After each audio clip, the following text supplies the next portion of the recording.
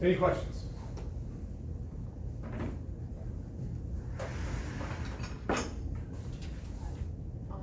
I have a question from it was on a couple of the practice tests. Right? It's we also had it in the, I don't know, first semester set? Maybe? Oh. All right, three-dimensional space, you got an electric field, you got a 5x10 surface in the XY plane, the area vector, and the electric flux. It's mostly just figuring out what it actually would look like that I have trouble.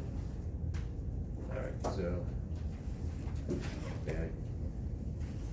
Yes, I'm on the phone. It might turn off if you don't click it every so often because I have my battery saver on. And you can have 2 angles for your videos. We What's have that? a highlight reel. Oh, that's right. And another video of the carpet. Yeah. All right, that's the surface, is the X, Y, and Z plane. And I hat, J hat, K hat.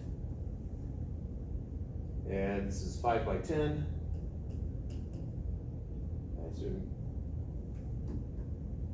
I don't actually say meters, but meters.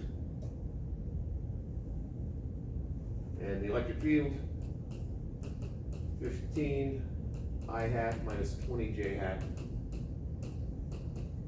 It's super cool. Right. First off, area vector is perpendicular to the surface. So my area vector is either pointing in the y direction or pointing in the negative y direction. Which one? Up, okay, Well, y. Y direction. Y, you choose that one. Because that's that. Okay. So my area vector, my direction of my area vector, J hat, because Jack says so.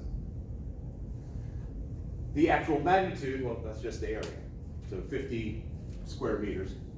So my area vector, 50 meters squared J hat. And then the electric flux, well, if my electric field is constant, which it is here, 15 I hat minus 20 J hat, dot 50 J hat, which is the dot product. And then you multiply the components, and you get 1,000 Newton meter squared per coulomb.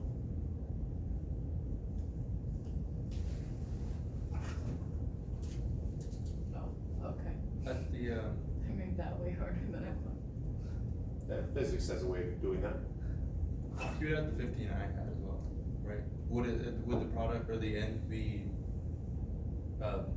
15 I had, comma, 1,000 J hat? Well, it's a dot product. Dot products are scalar products, so there's no Okay. vector in the end.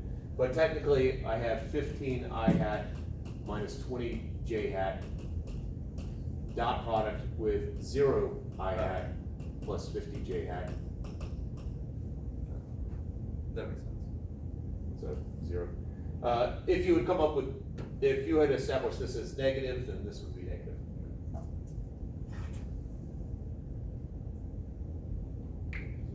No, wait a second, I feel like something's off. Oh, that's right, you said that was positive.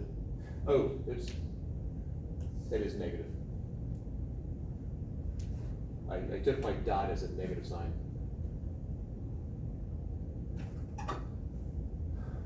So if you had said that was negative, this would end up being positive.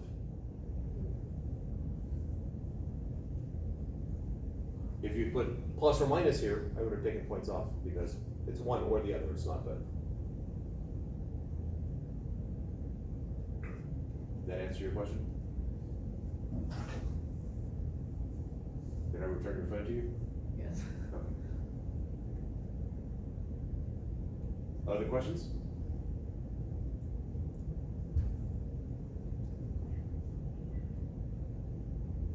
All right. All right, we just said that first test.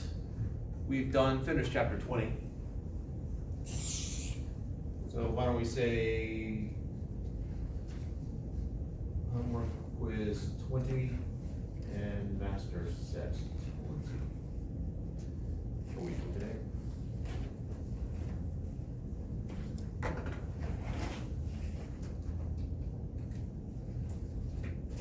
Which is next Wednesday.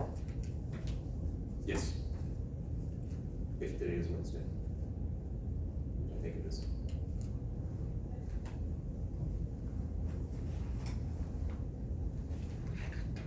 I think everyone was here yesterday. So I'm talking about the test.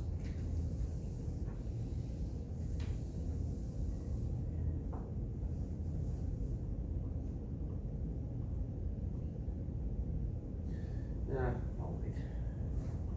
Okay, we seem to be missing some people.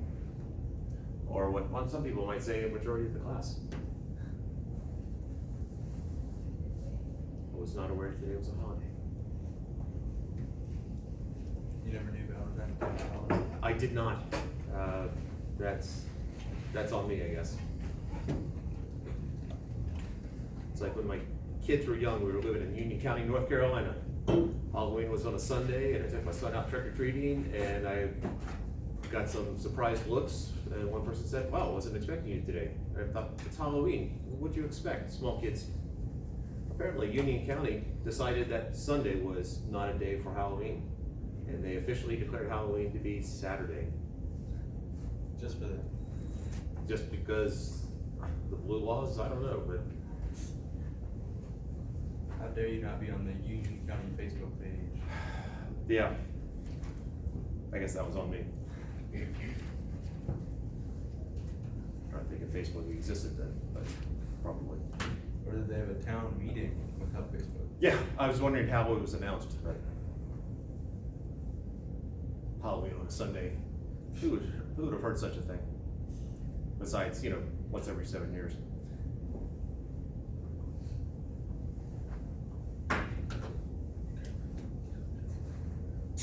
All right, so why don't we solve the problem that I meant to do yesterday before we got into the far more complex one? Hopefully I'll put things in the right spot.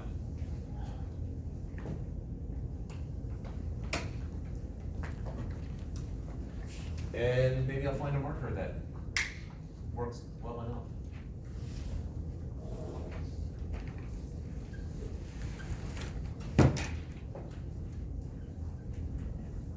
I'm not gonna put anything there.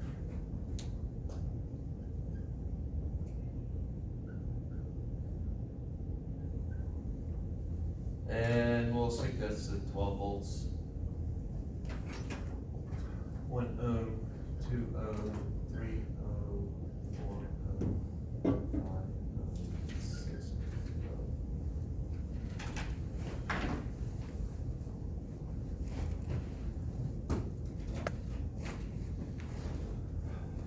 Let's find the potential difference across each resistor and find the current that flows through each resistor.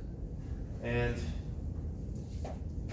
I'm gonna go grab markers that work better than these pieces of stuff.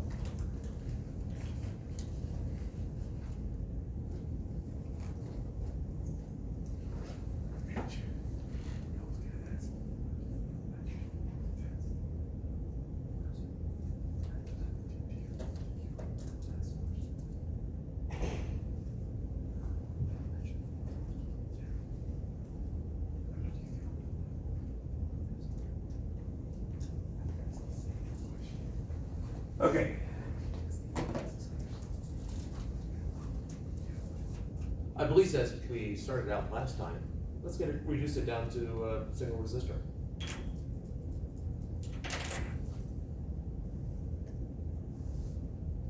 How would you do that? I guess, from a pedantic point of view, a single resistor and a power supply. Grab the eraser, which is wow, that could do it. I was hoping for something a little bit more physicsy than mechanical like that, but let's pretend that just erasing all but one is not sufficient. How would you get these? What's the equivalent resistance? What do you do first? parallel. Okay, so we got this nice parallel structure right here, I assume that's the one you meant, since Yeah. that's what you did yesterday, or 2 days ago. How would you combine them? Is one plus, oh, these are resistors. Yes. 1 over 1, and then 1 over 2.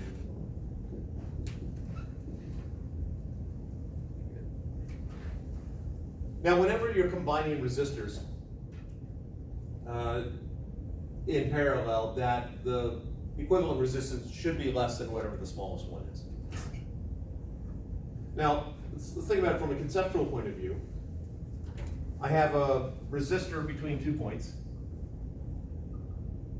so some resistance. And yet I reduce the resistance by adding another resistor. Conceptually, why does it make sense that I add a resistor and I reduce the resistance? Well, if they're both different amounts of, they reduce or resist different amounts, of course the current will go through the less resistant path. So if this is, let's do specific numbers, okay. I have a 2 ohm resistor, then I add another 2 ohm resistor, so I make the total resistance 1 ohm. Because it splits the current up? Pardon? Because the current gets split up? Okay, keep going. There's less current going through each resistor, which makes it resist less.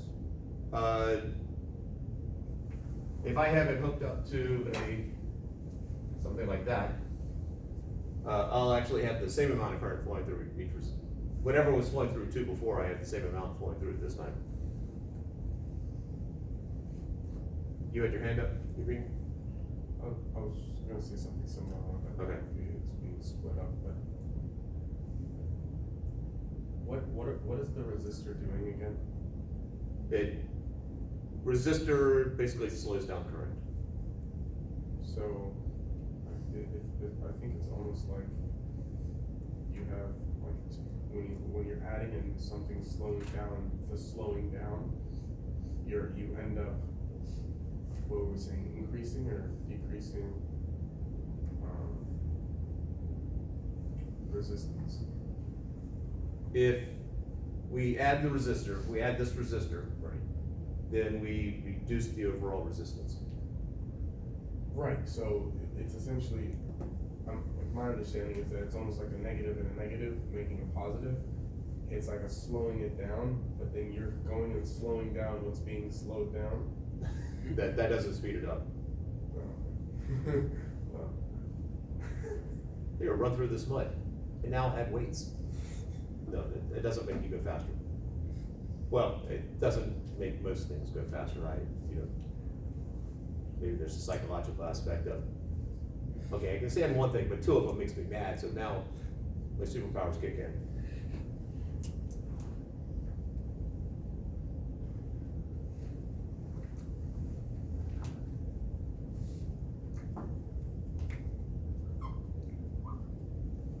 All right, suppose my setup's like that. How much current is gonna flow through this wire right here? Yeah, full amount. The full amount. All right, let's make this a 12-volt battery, which means right now I have 6 amperes flowing across that. So you're saying 6 amperes flows this way?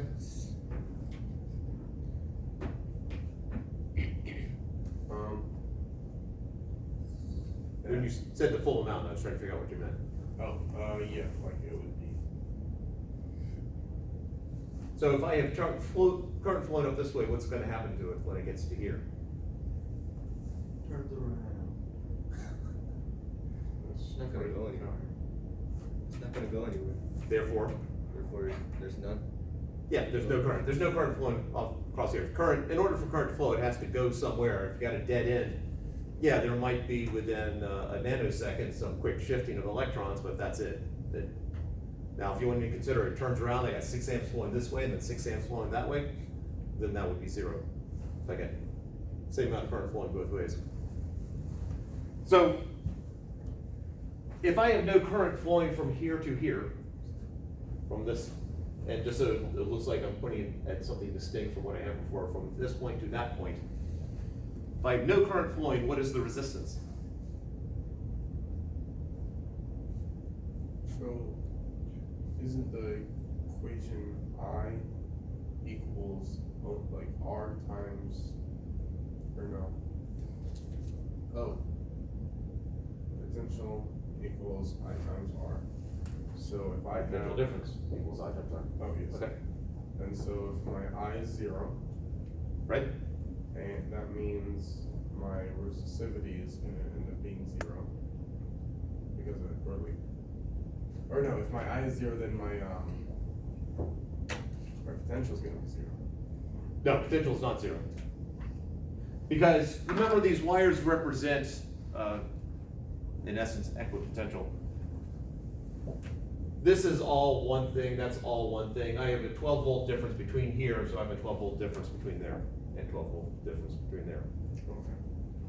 Okay. So delta V is, in this case, 12 volts. I is 0. What is R?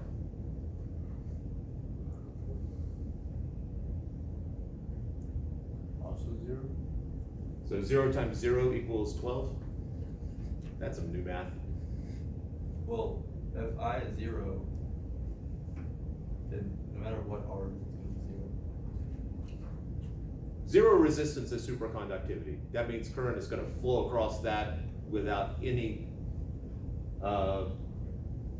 if there were zero resistance across here, that if this is a battery, that would drain instantly.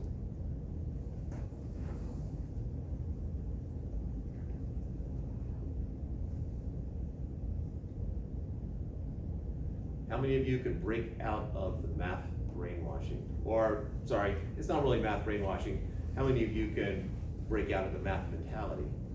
Well, if we're just trying to get 12, I would say 12.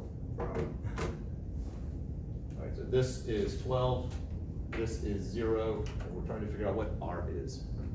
Could be undefined though. Oh, we can do better than that.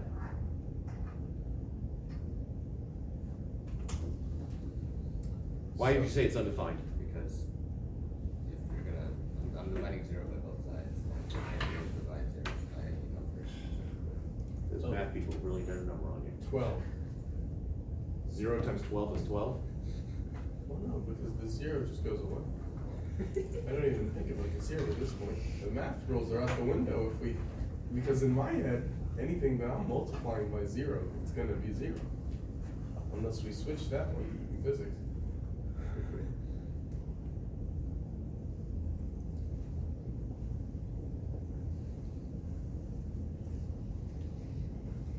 So if delta V is 12, what is the graph gonna look like?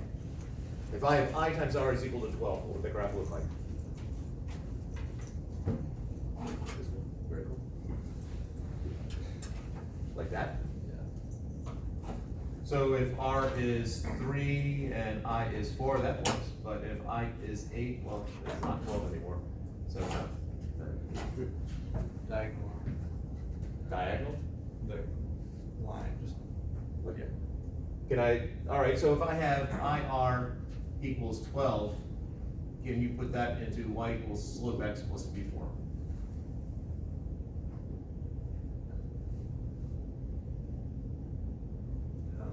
What's gonna be your y then? Oh, okay. So I equals 12 minus r, and then, okay, I'm running out of variables. Let's try some math this time. You did 12 minus R? 12 minus r, yeah. So you undo multiplication with subtraction? Ooh, my bad. Or I equals 12 divided by r. Okay. I equals 12 divided by R. Doesn't seem to quite fit in that form. And we're not plotting the inverse 1 over R. Oh. This is not a lab. This is, We should definitely do it in a lab. So much easier. as R gets bigger, what happens to I? Small. All right. As R gets smaller, what happens to I? It's bigger. So the graph looks like, someone with a hand gesture. Inverse, or, Oh, yeah. It's like that, ish, badly drawn. It's hyperbola. A right hyperbola? I forget anyway. It's a hyperbola. So as R gets smaller, what happens to I? It's bigger. So if we consider that R gets closer and closer and closer to 0, what's happening to I? Let's be more specific, that just gets bigger. it increases. Grows exponentially. Actually, it's not I don't think it's considered exponential. More current? So as R goes to 0, we get more and more current, okay. Goes to infinity. There we go, there's the wording I'm looking for, goes to infinity. So if I is 0, so as I gets smaller, what happens to R? It's bigger. Keep going, You get closer to infinity. say it again. Closer to infinity. Yeah, it goes closer to infinity. So we have an infinite amount of resistance here. Oh. Huh? Now, in physics, I have heard a professor say 0 times infinity is a constant. The subtext is the limit as R approaches infinity, or the value of I as R approaches infinity is 0, and the product is 12. There's an understood limit there. Infinity is not really a number, it's a concept, but we end up with something incredibly huge times something incredibly small can be a constant. So, right now, if I have no current flowing across this gap here,